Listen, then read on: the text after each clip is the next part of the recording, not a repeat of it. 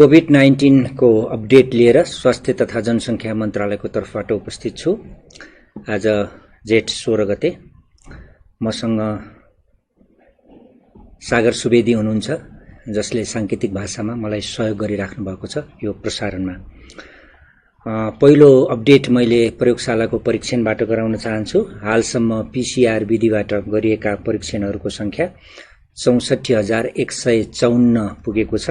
त्यसैगरी आरडीटी विधिबाट गरिएका परीक्षणहरूको जम्मा संख्या हालसम्म 1,05,478 पुगेको छ, जसमध्ये गत 24 घण्टामा पीसीआर विधिबाट 3,238 वटा नमुना परीक्षण भएका छन्। त्यसैगरी आरडीटी विधिबाट 3,444 वटा नमुना परीक्षण भएका छन्। प्रादेशिक विवरण दिन चाहन्छु। आरडीटी परीक्षणको प्रादेशिक विवरण प्रदेश नम्बर 1 मा हालसम्म 11,406 वटा आरडीटी विधिबाट परीक्षण भएका छन् भने प्रदेश नम्बर 2 मा 6,673, त्यसैगरी बागमती प्रदेशमा 25,109, गण्डकी प्रदेशमा 7,950, प्रदेश नम्बर 5 मा 20,185, त्यसैगरी कर्णाली प्रदेशमा 12,749 र सुदूरपश्चिम प्रदेशमा 21,356 गरी कुल 1,05,478 वटा आरडीटी विधिबाट परीक्षणहरू सम्पन्न भएका छन्। क्वारेन्टाइनमा रहेका व्यक्तिहरूको प्रादेशिक विवरण प्रदेश नम्बर 1 मा आजको दिनमा 2,747 जना क्वारेन्टाइनमा हुनुहुन्छ। त्यसैगरी प्रदेश नम्बर 2 मा 16,678, बागमती प्रदेशमा 1,954, त्यसैगरी गण्डकी प्रदेशमा 2,814, प्रदेश नम्बर 5 मा 32,373, कर्णाली प्रदेशमा 17,005 जना, त्यसैगरी सुदूरपश्चिममा 25,765 जना गरी कुल 49,336 जना क्वारेन्टाइनमा रहनु भएको छ। क्वारेन्टाइनमा रहने व्यक्तिहरूको संख्या दिन प्रतिदिन बढ्दै गइरहेको हामीले पाएका छौं।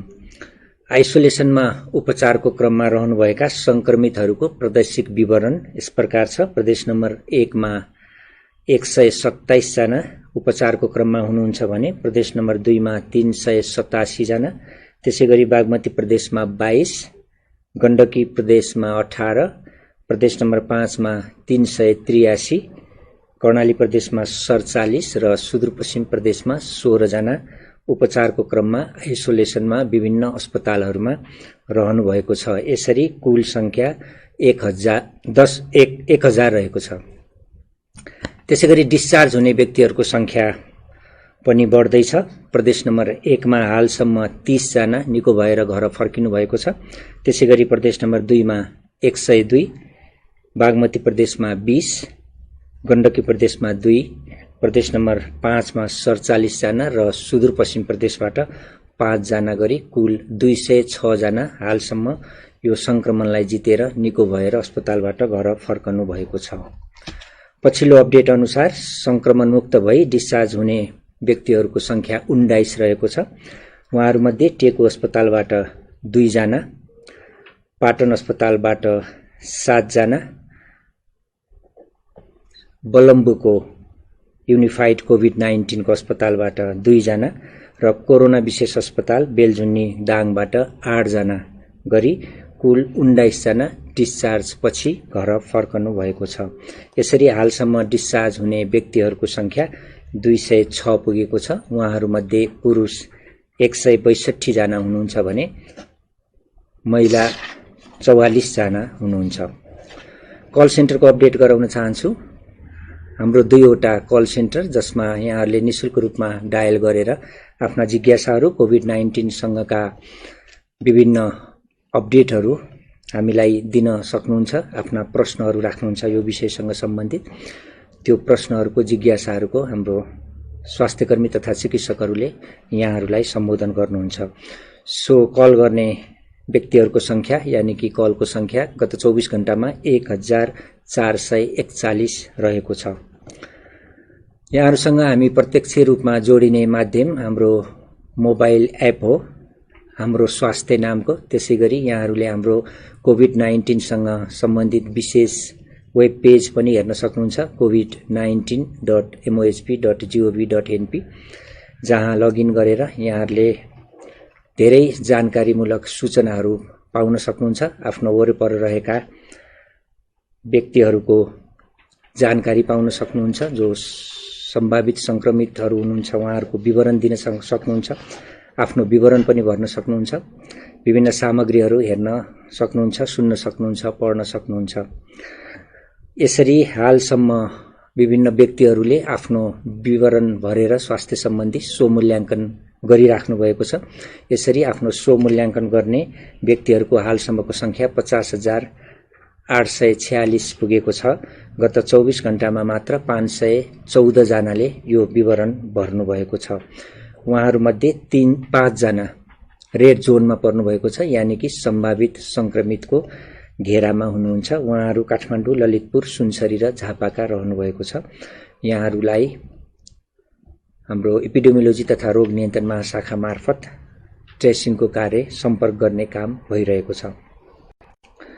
आज स्वास्थ्य तथा जनसङ्ख्या मन्त्रालयलाई गुड नेबर्स इन्टरनेसनलले विभिन्न स्वास्थ्य सामग्रीहरू हस्तान्तरण गरेको छ, जसमा पिपी 1000 थान, सर्जिकल मास्क 2000 थान, स्टेराइल पन्जा 1000 थान, KN95 मास्क 1200 थान र आई गगल्स 1200 थान मन्त्रालयलाई हस्तान्तरण भएको छ। उहाँहरूलाई हामी धन्यवाद पनि दिन चाहन्छौँ। संक्रमित व्यक्तिहरूको विवरण दिन चाहन्छु।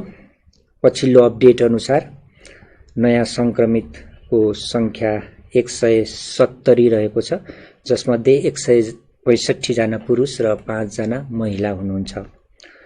कोशीय अस्पतालको प्रयोगशालामा गरिएको परीक्षणमा 27 जनालाई पोजिटिभ देखिएको छ। उहाँहरू झापा कचना कवलका जम्मा 24 जना, जो 18 देखि 41 वर्ष उमेरका पुरुषहरू हुनुहुन्छ। त्यसैगरी झापाकै तयारी भिट्टाका 3 जना हुनुहुन्छ, 24 देखि 54 वर्ष उमेरका पुरुषहरू हुनुहुन्छ। त्यसैगरी धरानको बीपी कोइराला स्वास्थ्य विज्ञान प्रतिष्ठानमा गरिएको परीक्षणमा सप्तरी राजविराजका 4 जनामा पोजिटिभ देखिएको छ। 20 देखि 26 वर्ष उमेरका पुरुषहरू हुनुहुन्छ। त्यसैगरी झापा भद्रपुरका 1 जना 34 वर्षीय पुरुषमा पनि संक्रमण देखिएको छ, यानि कि पोजिटिभ देखिएको छ। यसरी जम्मा 5 जना त्यहाँ पोजिटिभ देखिनु भएको छ। त्यसैगरी नारायणी अस्पतालको प्रयोगशालामा जम्मा 9 जनालाई पोजिटिभ देखिएको छ। उहाँहरूमध्ये 12 प्रचौताका राष्ट्रिय मावि क्वारेन्टाइनमा रहने 4 जना, 27 देखि 45 वर्षीय पुरुष हुनुहुन्छ। त्यसैगरी पर्सा पोखरियाका 4 जना, 21 देखि 42 वर्षका पुरुष हुनुहुन्छ। त्यसैगरी पर्साकै जिरा भवानीका 1 जना 34 वर्षीय पुरुष हुनुहुन्छ। पाटन अस्पतालको प्रयोगशालामा गरिएको परीक्षणमा 1 जनालाई पोजिटिभ देखिएको छ, जो सर्लाहीका थाई बासिन्दा हाल चाहिँ पाटन अस्पतालमै रहनु भएको छ। उहाँ 1 जना 31 वर्षीय महिला हुनुहुन्छ। त्यसैगरी गण्डकी अस्पतालको प्रयोगशालामा गरिएको परीक्षणमा 1 जनालाई पोजिटिभ देखिएको छ। उहाँ म्याग्दी मालिकाका हुनुहुन्छ, 30 वर्षीय पुरुष।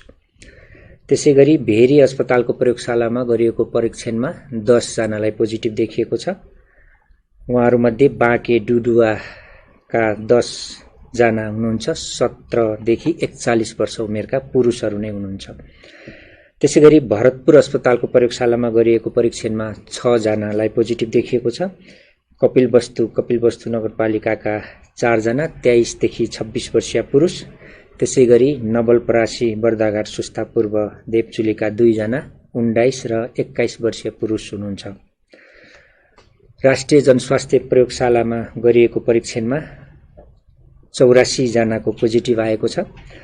उहाँहरूमध्ये कपिलवस्तु यशोधराका जो भिरकुटी माविको कृष्णनगरको उसमा रहनुभएको छ, उहाँहरू 23 जना हुनुहुन्छ, जो 7 वर्षीय बालकदेखि 52 वर्षीयसम्मका हुनुहुन्छ, पुरुषहरू हुनुहुन्छ उहाँहरू। त्यसैगरी रौतहट राजपुर फर्दावाका जनता मावि डुमरियामा रहेको क्वारेन्टाइनका 56 जना, जो 2 जना बालिका सहित 54 जना पुरुषहरू हुनुहुन्छ।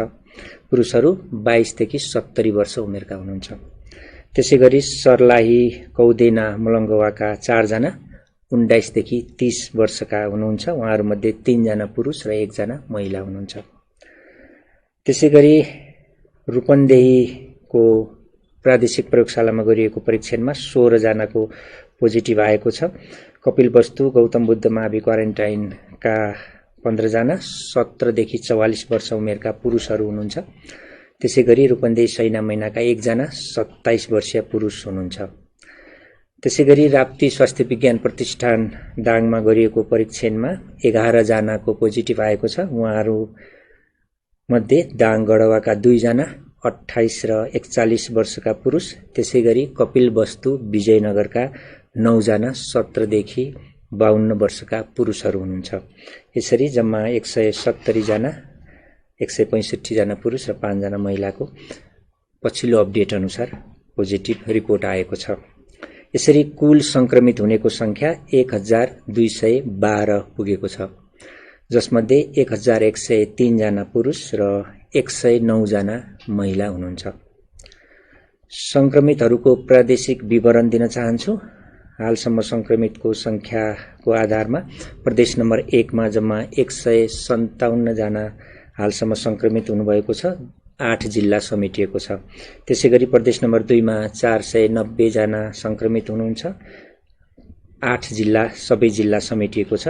त्यसैगरी बागमतीका 12 जिल्लामा 44 जना पोजिटिभ, त्यसैगरी गण्डकीको 5 जिल्ला म्याग्दी थप भएको छ र 20 जना पोजिटिभ हुनुहुन्छ, संक्रमित हुनुहुन्छ त्यो प्रदेशमा।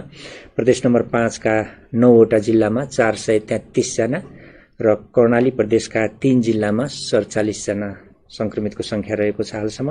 त्यसैगरी सुदूरपश्चिमको 7 जिल्लामा 21 जना कुल संक्रमित हुनुहुन्छ। यसअनुसार 1212 जना कुल संक्रमितको संख्या छ र जिल्ला 52 जिल्ला हालसम्म समेटिएको छ। फेरि एउटा दुखद खबर, भूमिका स्थान नगरपालिका अर्घाखाँचीका 35 वर्षीय पुरुष जसको गैराती गत जेठ 10 गते मृत्यु भएको थियो। उहाँ भारतमा काम गर्नुहुन्थ्यो र आउने क्रममा उहाँको मृत्यु भएको हो। उहाँको नेपाल प्रवेश भएसँगै स्याम्पल लिएको थियो जेठको 11 गते नै र हिजो मात्र पोजिटिभ आएसँगै उहाँलाई संक्रमित भएको व्यक्तिको मृत्युसँग हामीले जोड्दा जम्मा 6 जनाको हालसम्म यो संक्रमणबाट मृत्यु भएको छ र उहाँको सम्पर्कमा आउनुभएका व्यक्तिहरू कतिपय क्वारेन्टाइनमा रहनु भएको छ, कतिको हामीले सम्पर्कको काम गरिरहेका छौं महाशाखाहरू मार्फत र सबैको कन्ट्याक्ट ट्रेसिङ र स्याम्पल लिने कार्य भइरहेको छ। यसै क्रममा अब संक्रमितको पनि संख्या बढिरहेको अवस्था र मृत्युको संख्या पनि बढिरहेको अवस्थामा हामीले थप सजगता र थप जिम्मेवारपूर्ण कार्यहरू गर्नुपर्ने हुन्छ। हामीले यो मिडियाको व्यवस्थापनमा समाचारहरू प्रकाशन प्रसारण गर्ने सवालमा, रिपोर्टिङहरू गर्ने सवालमा अब संक्रमितको संख्या बढेसँगै हामीले पटक पटक संक्रमितको ठेगानाहरू र उहाँहरू रहेको ठाउँहरू अहिले हाल कहाँ हुनुहुन्छ र उहाँहरूलाई कन्ट्याक्ट ट्रेसिङ गर्न पनि केही समय लाग्ने भएको कारणले हामीले मन्त्रालयबाट निश्चित समयमा मात्र त्यसको रिपोर्टिङ गर्ने निर्णय गरेका छौं। सोही अनुसारको जानकारी म यहाँहरूलाई गराउन चाहन्छु। यहाँहरूले पनि यसैलाई आधार मानेर संक्रमितको संख्या भन्दा उहाँहरूको ठेगाना वा उहाँहरूको चाहिँ अहिलेको स्थितिमा पनि सहयोग गरिदिनु हुन हामी सबै रिपोर्टिङकर्ताहरूलाई चाहिँ आग्रह गर्छौं। त्यसैगरी हामीले अब विदेशबाट खास गरी भारतबाट आउने व्यक्तिहरू आइराख्नु भएको जो कतिपय अव्यवस्थित तरिकाले आएको पनि हामीले समाचारहरू सुन्न र हेर्न पाउँछौं। त्यसलाई हामी व्यवस्थित गर्ने गरि नै रहेका छौं र आगामी दिनमा पनि गर्ने नै छौं। थप व्यवस्थित हुन यो जरुरी छ। यसै सिलसिलामा चाहिँ उहाँहरूलाई विभिन्न सामानहरूको समस्या पर्ने कारणले गर्दाखेरि हामीले केही किटहरू जुन चाहिँ अहिलेको हिसाबमा हामीले त्यसलाई हेल्थ किट भनेका छौं उहाँहरूलाई आवश्यक पर्ने मास्क, थर्मोमिटर, केही सानो सेनिटाइजर, साबुन लगायतका वस्तुहरू राखेर किट उपलब्ध गराउनलाई स्वास्थ्य सेवा विभाग मार्फत उपलब्ध गराउने चाहिँ निर्णय गरेका छौं र यो केही दिनमा हामीले यो कार्य गर्नेछौं भनेर मैले जानकारी दिन चाहन्छु। स्वास्थ्य तथा जनसंख्या मन्त्रालयको तर्फबाट हामीले जति पनि व्यक्तिहरू प्रवेश गर्नुभएको छ उहाँहरू संक्रमित हुनुहुन्छ कि हुनुहुँदैन त्यसको टेस्टिङहरू गर्ने कार्यहरू र उहाँहरूलाई सहज हुने कामहरू गर्न प्रयास गरिरहेका छौं। क्वारेन्टाइनहरुमा यहाँहरू रहिदिनु होला।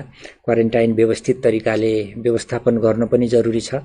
हामीले यहाँहरूले सुनिराख्नु भएको छ कि प्रतिदिन क्वारेन्टाइनमा रहने व्यक्तिहरूको संख्या बढिरहेको छ।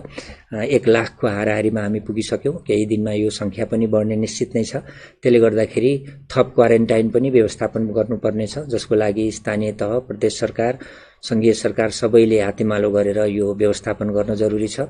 यसमा स्वास्थ्यको तर्फबाट मात्र नभएर व्यवस्थापकीय रूपमा कतिपयले हामीलाई सोध्नुहुन्छ कि व्यवस्थापकीय कामहरू कसले गर्ने, कसरी गर्ने भनेर। त्यहाँ खानपिनको कुराहरू छ, त्यहाँको सरसफाईको कुरा छ, सेक्युरिटीको कुरा छ। विभिन्न व्यक्तिहरू भागेको खबर पनि हामीले पाइरहेका छौं। कतिपय ठाउँमा चाहिँ संक्रमित व्यक्तिहरूलाई लिन जाँदाखेरि त्यसको रेसिस्ट गरेको कुराहरू पनि छ। यो कस्तो हो भने हामी कसैको दोषले, कसैको कमजोरीले यो संक्रमण हामीमा आएको होइन, तर यो संक्रमणलाई जित्नको निम्ति हामीले चाहिँ सबै सेक्टर मिलेर सबैले सबैलाई सहयोग गरेर मात्र सम्भव हुन्छ। त्यसले गर्दाखेरि हामी अहिलेसम्म लक्की छौं कि केही हाम्रो धेरै जसो केसहरू चाहिँ थोरै मात्र लक्षण भएका छन्।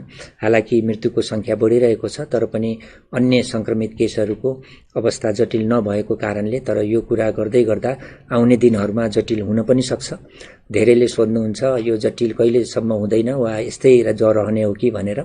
जब समुदायमा संक्रमण फैलिन थाल्छ, जब समुदायमा रहेका पाको उमेरका व्यक्तिहरू जो दीर्घरोगीहरू हुनुहुन्छ, विभिन्न हेल्थको कन्डिसनले अलिकति लो स्ट्याटसमा हुनुहुन्छ, उहाँहरूलाई यो संक्रमण लाग्ने थप जोखिम हुन्छ। त्यति बेला चाहिँ हामी यसको चाहिँ जटिलता पाउन पनि सक्छौं। त्यो हिसाबमा हामी सतर्क रहन जरुरी छ। र हामीले अर्को निर्णय चाहिँ यो विभिन्न हब हस्पिटलहरू, अब अस्पतालहरू पनि यो आइसोलेसनको कक्षहरूले, आइसोलेसनमा रहेका व्यक्तिहरूले भरिभरा हुनेछन्। त्यसले गर्दाखेरि यसलाई कसरी व्यवस्थापन गर्ने भनेर विभिन्न चरणमा कामहरू पनि गर्दै आएका छौं। यहाँहरूलाई स्वास्थ्य तथा जनसंख्या मन्त्रालयको तर्फबाट भन्नु पर्दाखेरि अब आउँदा दिनहरूमा संक्रमणको फैलावटसँगै संक्रमितको संख्या बढेसँगै संक्रमितहरूलाई विभिन्न क्याटेगोरीमा हामीले बाँड्नुपर्ने हुन्छ।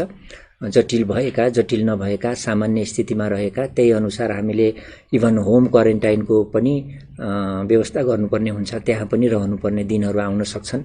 त्यसले गर्दाखेरि सबैले त्यही हिसाबले चाहिँ आफूलाई तयार गर्नु पनि पर्छ। त्यसले गर्दाखेरि यो समुदायमा जुन स्वास्थ्य टोलीहरू र अन्य सुरक्षाकर्मी र सबै जो सहयोग गर्न आउनुहुन्छ उहाँहरूलाई एकदमै धेरै सहयोग गरिदिनु होला भनेर भन्न चाहन्छु। किन भन्दाखेरि यहाँहरूको संक्रमणको जोखिम कम गर्नलाई यहाँहरूको उपचार हाम्रो मन्त्रालयबाट हुनको निम्ति हामीलाई त्यो सहयोगको चाहिँ जरुरी पर्दछ।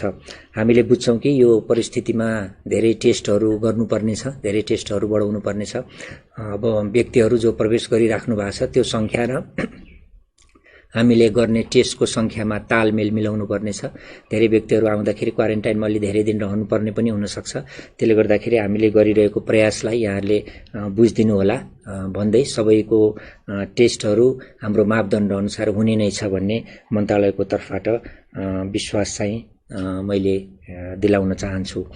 यति भन्दै यहाँहरू सबै स्वस्थ रहनुस्।